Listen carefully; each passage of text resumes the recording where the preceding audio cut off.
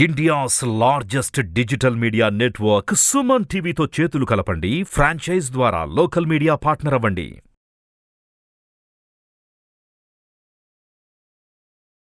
నమస్కారం, సుమన్ టీవీకి స్వాగతం. 2024 ద్వాదశ రాశుల వారికి ఏ రకంగా ఉండబోతుంది, ఏ రాశి వారు ఎటువంటి పరిహారాన్ని పాటించుకోవాల్సి ఉంటుంది, ఏ దైవాన్ని ఆరాధించుకుంటే శుభ ఫలితాలు పొందుతారు, ఈ అంశాన్ని తెలియజేసేందుకు మనతో పాటు ఉన్నారు ప్రముఖ జ్యోతిష్యులు రవిశంకర్ వంగర గారు. గురుగారు నమస్కారం అండి. నమస్కారం అండి. గురుగారు, 2024 సంవత్సరం మరి కర్కాటక రాశి వారికి ఏ రకంగా ఉండబోతుందో తెలియజేస్తారా? ముఖ్యంగా మన కర్కాటక రాశి వాళ్ళని చూసినట్లయితే అష్టమంలో శని సంచారం అనేది ఉందన్నమాట. పోయిన సంవత్సరం నుంచి ఎప్పుడైతే శని అష్టమంలోకి ప్రయాణం చేయడం జరిగిందో అప్పటి నుంచి శని యొక్క ప్రభావం అనేది వీరి మీద ఎక్కువగా ఉందన్నమాట. ఎందుకంటే శని అష్టమంలో ఉన్నప్పుడు మరియు అలాగే రాహుకేతువుల యొక్క మార్పు చేర్పులు అనేవి కూడా జరిగాయన్నమాట. 3వ స్థానంలోకి వచ్చేటప్పటికి కేతువు ప్రయాణం జరిగింది.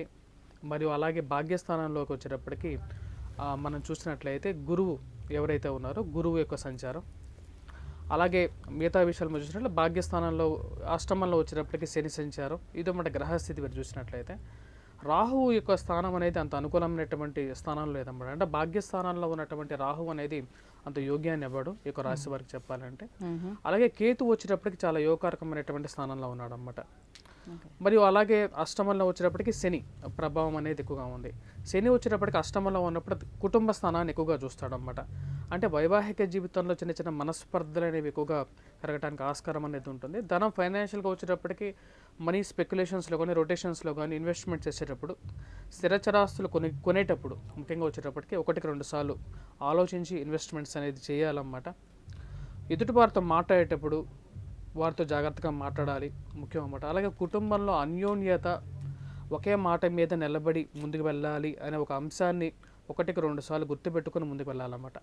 ఎందుకంటే శని యొక్క ప్రభావం అనేది ధనస్థానం మీద ఉన్నప్పుడు ఈ యొక్క ఇష్యూస్ అన్నిటి మీద ప్రభావం అనేది చూపిస్తుంటుంది కాబట్టి జాగ్రత్తగా ఉండాలన్నమాట. మరియు అలాగే ఈ యొక్క రాశి వారికి వచ్చేటప్పటికి ముఖ్యంగా వచ్చేటప్పటికి కేతు చాలా యోగకారకుడు అనమాట. అంటే ధైర్యంతో చేసేటువంటి పనులు ఏవైతే ఉంటాయో, సాహసంతో చేసేటువంటి పనుల్లో సక్సెస్ అనేది ఉంటుందన్నమాట వీరికి. అంటే మీరు ఏదైనా సాధించాలని చెప్పి ముందుకు వెళ్తే ఆ యొక్క ప్రభావం మీద మీరు సాధించగలుగుతారు అన్నమాట కంపల్సరీగా. కాకపోతే ఇక రాశి వారికి వచ్చేటప్పటికి భాగ్యస్థానంలో ఉన్నటువంటి రాహు వచ్చేటప్పటికి అంత యోగ్యాన్ని ఇవ్వడం అన్నమాట. రాహు కొన్ని స్థానాల్లోనూ యోగిస్తాడు, రాజ్యస్థానాల్లో లాభస్థానాల్లోనూ యోగిస్తాడు అన్నమాట.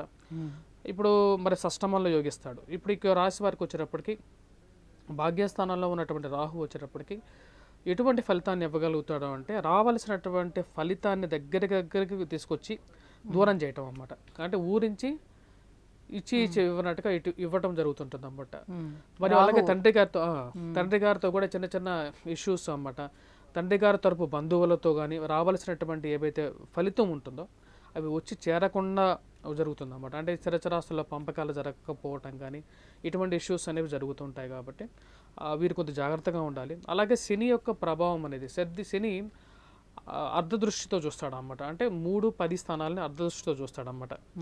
సో కర్కాటక రాశి వారికి వచ్చేటప్పటికి అర్ధదృష్టితో చూసినప్పుడు ఎటువంటి ఫలితాన్ని ఇవ్వగలుగుతాడు అంటే లాభాన్ని హరింపజేస్తాడన్నమాట. ఎందుకంటే అష్టమంలో ఉన్నటువంటి శని యొక్క దృష్టి ఏదైతే ఉందో రాజస్థానాన్ని చూస్తాడు కాబట్టి ఉద్యోగపరంగా కొన్ని ఇబ్బందులు కూడా కలిగించే విధంగా ఉంటాడు అన్నమాట.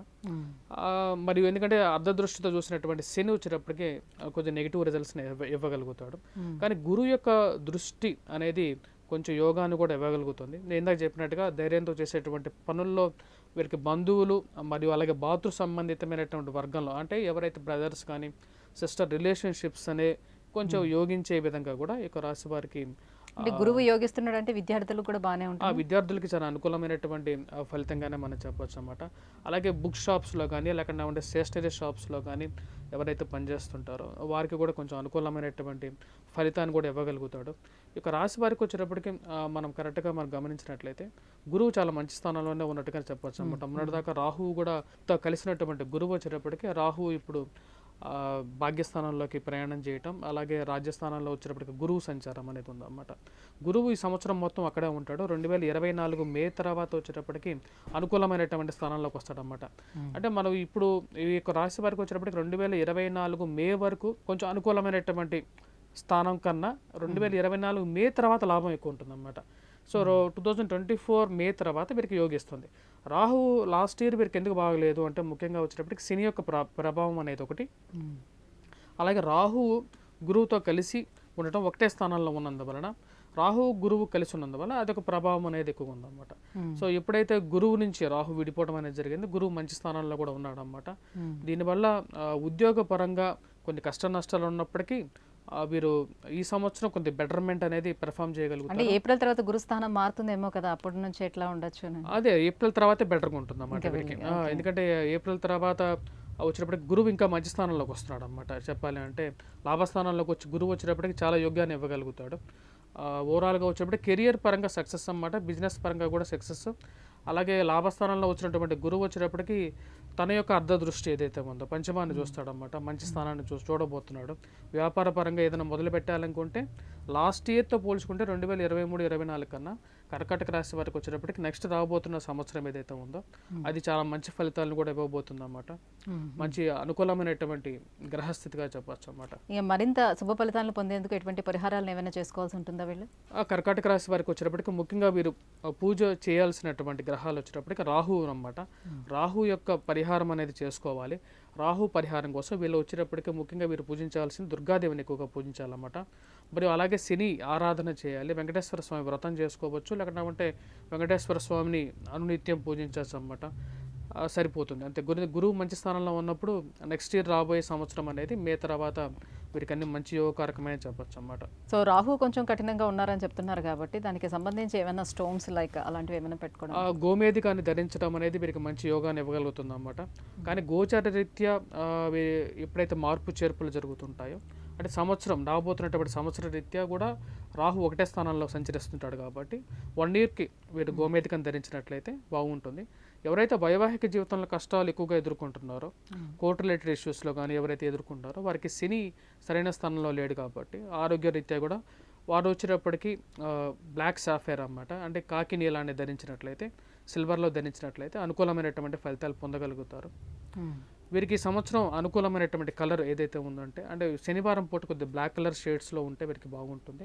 అలాగే వెడ్నెస్డేస్ వచ్చేటప్పుడు రెడ్ కలర్ షేడ్స్ అన్నమాట, అంటే ప్యాంట్ కానీ ట్రౌజర్స్ కానీ ఏదో ఒకటి పైన వేసుకున్నట్లయితే వీరికి అనుకూలంగా ఉంటుంది అన్నమాట నెక్స్ట్ ఇయర్. సో మరి విద్యార్థులు ఎవరైనా విదేశీయానం చేయాలని అనుకునే వాళ్ళు, అక్కడ ఏమైనా చదవాలి అని అనుకునే వాళ్ళకి అనుకూలంగా ఉందా? వాళ్ళు ప్రయత్నాలు చేసుకోవచ్చా? విద్యార్థులకి 2024 ఏప్రిల్ తర్వాత మే తర్వాత అనుకూలంగా ఉందన్నమాట. మే 1వ తారీఖు ఈసారి మారబోతున్నాడు అన్నమాట గురువు. సో 2024 మే తర్వాత మే 1వ తారీఖు తర్వాత విదేశీయాన ప్రయత్నం కానీ ఉన్నత విద్యా ప్రయత్నం కానీ వారు చేసినట్లయితే సానుకూలమైనటువంటి ఫలితాలు పొందగలుగుతారు అన్నమాట. మంచి అనుకూలమైనటువంటి ఫలితంగా చెప్పచ్చు అన్నమాట. సో గురుగారు 2024 కర్కాటక రాశి వారికి ఏ రకంగా ఉండబోతుందో తెలియజేసినందుకు ధన్యవాదాలు.